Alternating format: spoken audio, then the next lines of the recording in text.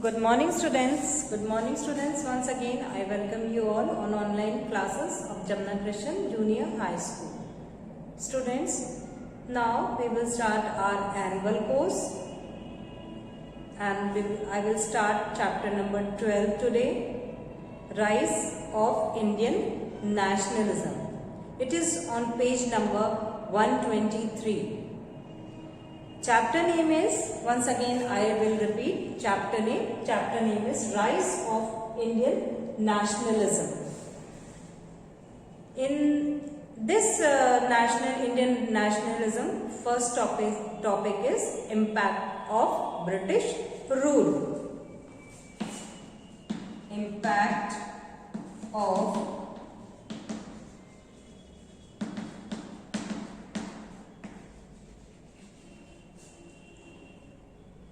British rule.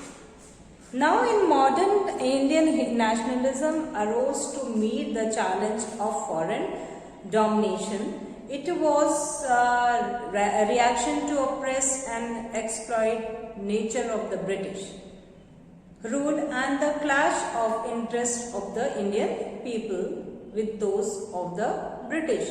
The British had conquered India to promote their own interest, which they did by sacrificing the interests of the Indians. Exploitation before 1852 was direct and had harsh. After 1857 it was subtle and systematic. Before 1857 she was exploited by company. After 1857, before 1857 India was exploited by the company. After 1857 she was exploited by a nation. The impact of the exploitation was felt by almost all sections of Indian society, but it took several decades to comprehend the true nature of British rule and establish the link between British policies and India's growing poverty. Several armed revolts took place before and after 1857. The Kukka rebellion was one such revolt. It was a rebellion of the Sikhs under the leadership of Guru Ram Singh. It was a protest against the deliberate policies of British to create a rift between the Hindus and the Muslims. The Kukkas, followers of Ram Singh, tried to overthrow British rule in Punjab. The revolt was mercilessly crushed. More than 50 Kukka rebels were tied to mouth of cannons and blown up. Similarly, the Santhal uprising in Bihar was also suppressed in Bengal and Bihar. The Indigo revolts again, the British were also crushed. The numerous uprisings during the period were expressions of dispersed, deep-rooted discontent against British rule. Those, however, did not pose any real threat by British rule because they were regional also and short-lived. What was needed was organized all India movement under the leadership of Indian nationalists who could mobilize and untie the people. Now, causes of the rise of nationalism. Next point is causes of the rise of nationalism. Nationalism is a patriotic feeling of love and loyalty for one's country. It is a spirit of born out of a common history, culture, territory, and economic and political goals.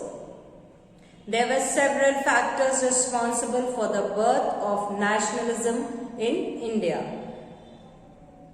Now the next point is impact of the revolt of 1857. Impact of the revolt of 1857. The revolt of 1857 had failed to rid India of foreign rule. It had, however, succeeded in shaking the very foundation of British presence in India. More importantly, it had become a source of inspiration for thousands of people and would serve as an eye-opener for the new generation of Indians. The heroes of the revolt in general and Rani Lakshmi Bai in particular became household names, legends that would spawn thousands of heroes in the years to come. Now the next point is Western education and modern ideas. Western education and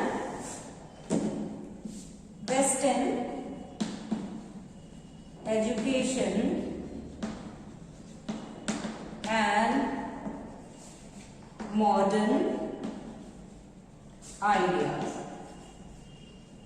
Western education and modern ideas. The British had introduced the Western education in India to create a class of loyal clerks and aggrandized buyers of British goods.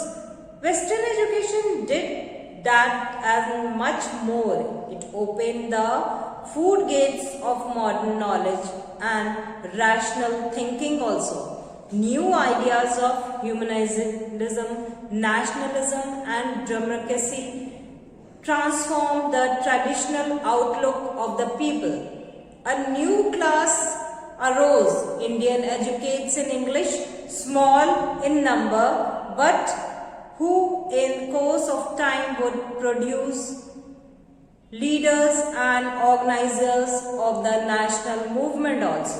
Western education freed their minds from the bondage of tradition also.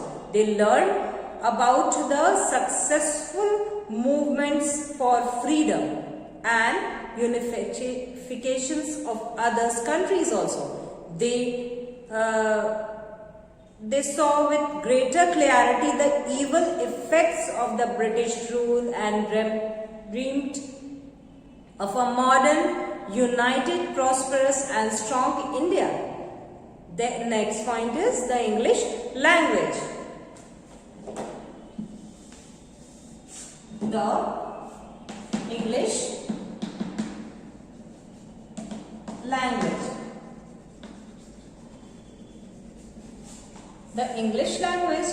The English language acted as a link between the educated Indians from various parts of the country. Thus, it played a very significant role in the fostering feeling of unity amongst educated Indians from different provinces and linguistic regions of country.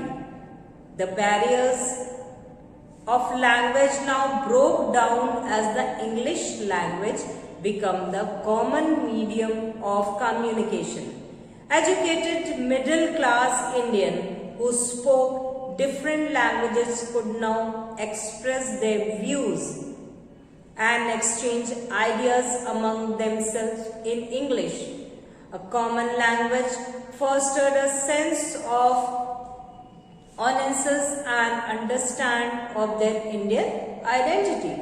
Modern ideas and the spirit of nationalism, however, spread among the common people in towns and villages through regional language also. Now the next point is common code of law, administrative unity. British rule indirectly created conditions for the growth of nationalism in India. Prior the establishment of British rule, India was divided into numerous states with different rulers and different administrative systems. People were loyal to the respected rulers and regions. They had little or nothing in common with the people from other regions, also lacked a national look and identity. The British transformed a fragmented India into a united whole under their rule. They introduced a uniform and modern system of government throughout the British provinces. Throughout the British provinces, uniform laws were applied to the British subject people from different provinces and people from different provinces and from different communication and caste now followed the same law and regulations. They gradually realized that they all belonged to the same country and shared a common national identity as Indians. Now, next point is modern transport and communication system. Modern transport and communication system. Next is modern transport and communication system. The growing sense of unity and nationalism was further strengthened when the British introduced a new network of roads, railways and the post and telegraph system. Social mobility and interaction increased. Caste barriers broke down. People from different parts of the country grew closer to each other. They realized that they shared common problems, common appreciation and common goals. They belonged to one nation. Rediscovery of India's glorious past. Next point is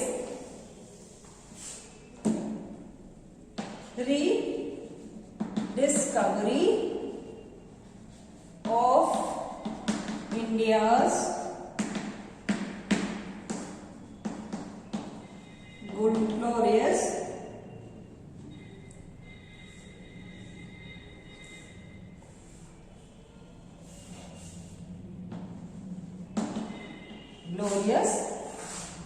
past. Several British governors general and other officials had propagated ideas of the racial infantry of the Indians and the inability to govern themselves, the self-eastern and self-worth of Indians and touched rock bottom. They came the rediscovery of a past that was great and glorious. It was a past that could boast of the intellectual richness of Vedic philosophy, the political unity and administrative wisdom of Mauryas, the golden age of the Guptas and the cultural brilliance of the Mughals. Their discoveries were made by European scholars like William Jones, Alexander Cunningham, James and other Indologists who researched India's historical past and revealed its rich heritage. These revelations instilled in the Indians feeling of national pride and self-confidence and inspired them to dream of the new resurgent India. Next is social religious reformer.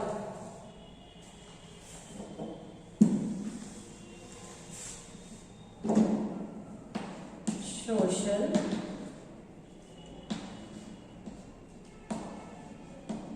religious,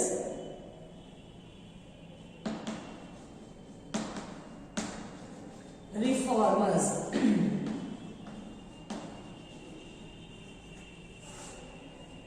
The interest of enthusiasm of foreign scholars stimulated the interest of Indians in the rich and varied history. The task of rediscovery was carried on by the Indian social religious reformers throughout the 19th century. Reformers like Raja Ram Mohan Roy, Swami Dayanand, Mahadev Govind Ranade, Swami Vivekanand and other regenerated India's society, instilled in people a pride in their Indian identity and prepared the ground for the growth of the national spirit. Now, next is vernacular press and literature. The vernacular press played a vital role in the spreading modern ideas and creating national awareness.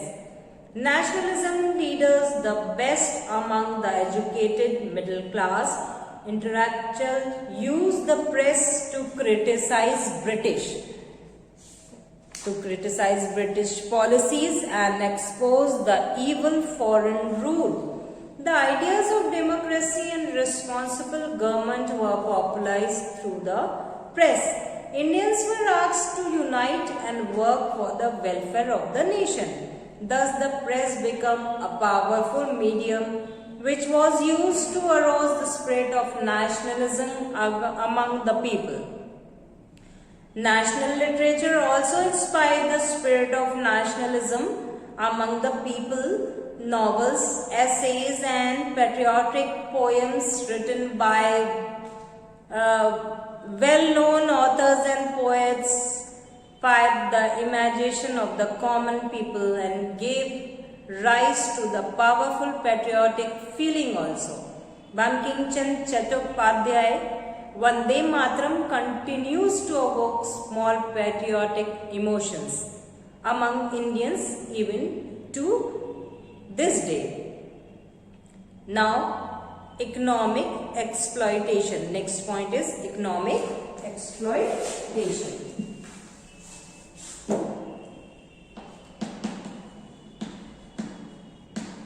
Economic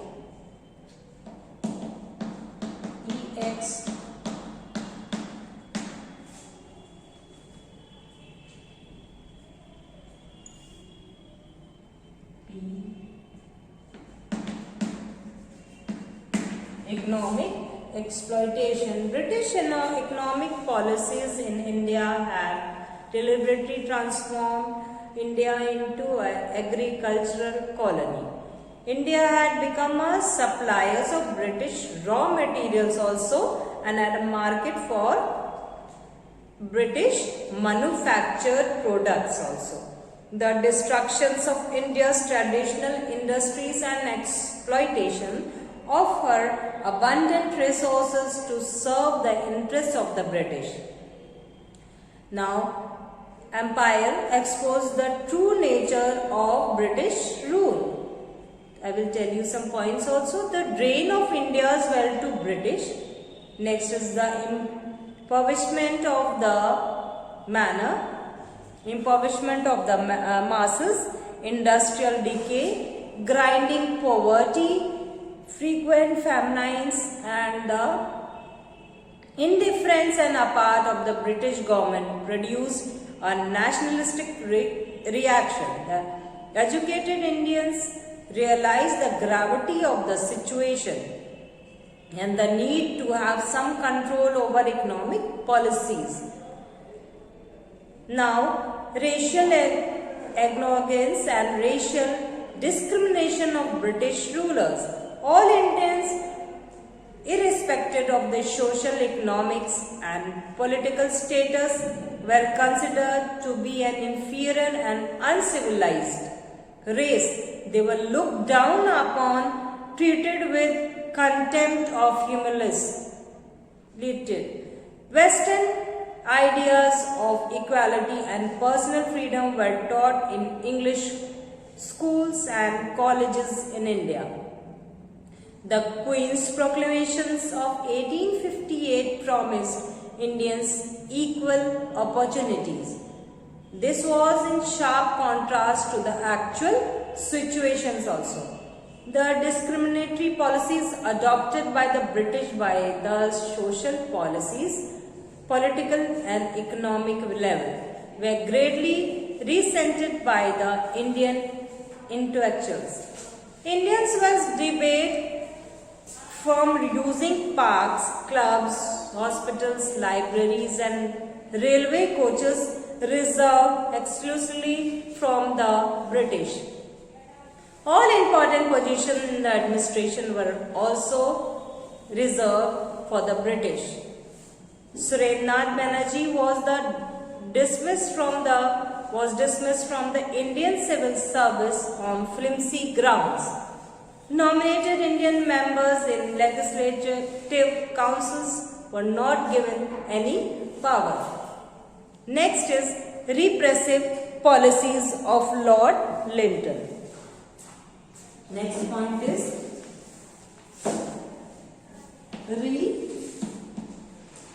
repressive policies of Lord Lytton. Lord Lytton's discriminatory policies caused great resentment among the educated Indians. First is the Vernacular Press Act. This act curbed the liberty of Indian press, deprived the people of the basic right to freedom of speech and expression. Second is the Arm Act. These are the three acts. I will tell you about these acts. The Arm Act. Next act is the Arm Act. Under this act, Indians could not own and carry weapons without a license from government. This act did not apply to Europeans also. Next one is reduction in age for ICS examination.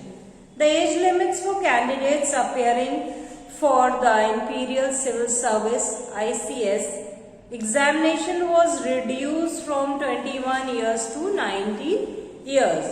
The chances of Indian candidates joining the civil services were greatly reduced with the law. Next point is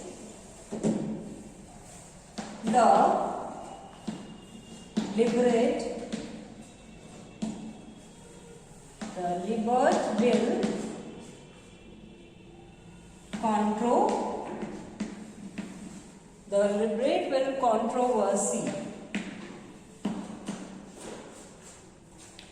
Lord Ripon, who succeeded Lord Lytton, wanted to change some of the discriminatory policies of government. He approved of the Ilbert Bill, which allowed Indian judges to try Europeans accused of crimes.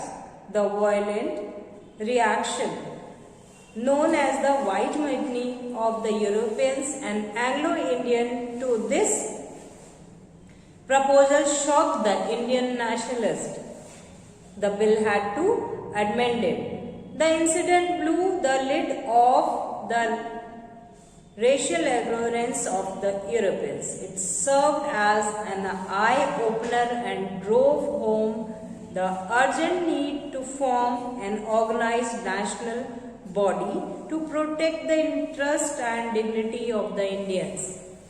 In 1853, Surendranath Banerjee held the Indian National Conference, and within 2 years, the Indian National Congress was born. Next point is the Indian National Congress. The Indian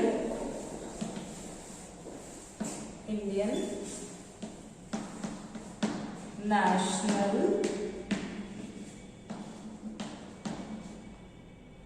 Congress. The national aspiration of India's big people found expression in the establishment of Indian National Congress in 1885. The initiative to set up all an India organization was taken by Allan Octave Hume, a retired British official of the civil service. With the support of the Indian National Congress in December 1885, the Indian National Congress formally established by A.Q. Hume would have, according to an Indian historians, emerged soon enough. Hume or no Hume, the Indian National Congress was not a deliberate creation, but the natural and inevitable product of forces already at work. It is mentioned in the earlier chapter also.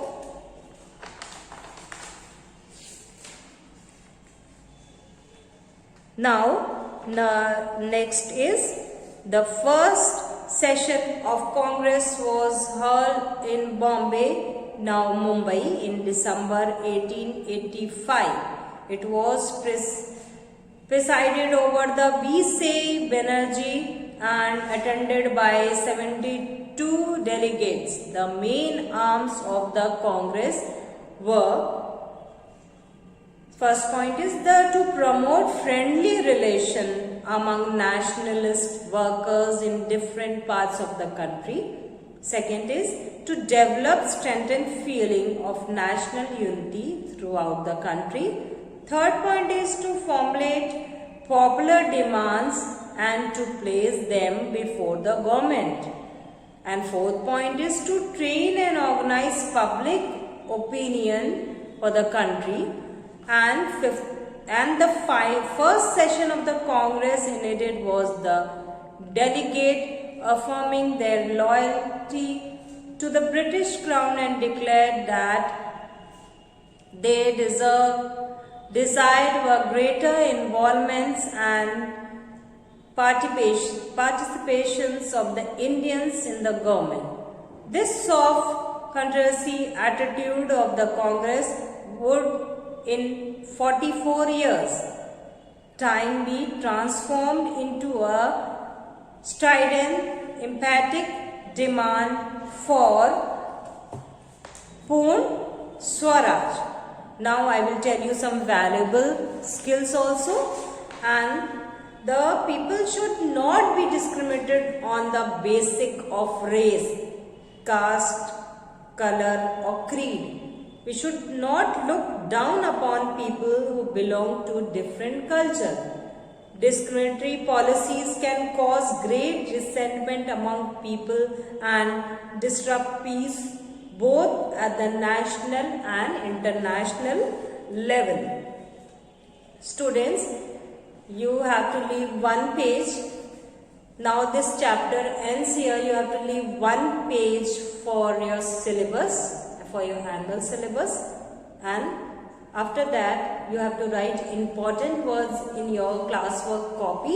It is on page number 128, and you have to paste pictures also, and it is on page number 126, a postage stamp showing Bankim Chandra Chattopadhyay, who wrote the national song Vande Mataram. Paste the picture, it is on page number 126, and paste one more picture, it is on 127 page. It is here top. You have to paste this picture also. Okay? Thank you. Have a nice day.